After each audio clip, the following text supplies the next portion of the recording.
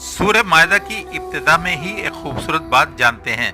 सूरह निसा जो कि हमने अभी इख्तिताम की, ये कुरान पाक की चौथी सूरह मुबारक है। इसमें ज़्यादातर औरतों के मसाइल और अहकाम हैं। इसके फ़ौरन बाद सूरह मायदा है जो कि कुरान पाक की पाँचवीं सूरह मुबारक है। इसमें ज़्यादातर खिताब और अहकाम मर्दों के हैं। यह है बैलेंस कुरान का कि पहले औरतों से खिताब और फिर मर्दों से मुखातिब है अल्लाह ताला।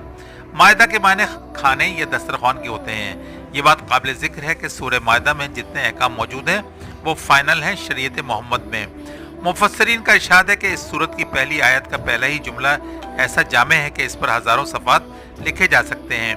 माहिदों को पूरा करने पर जोर देकर अल्लाह ताला इसकी अहमियत पर जोर दे रहा है। ये माहिदा दो अफराद, दो कबीलों, दो हुकूमतों और दो कंपनियों के दरमियान भी हो सकता है और सबसे बढ़कर अल्लाह और बंदे के दरमियान किया हुआ अहद या वादा।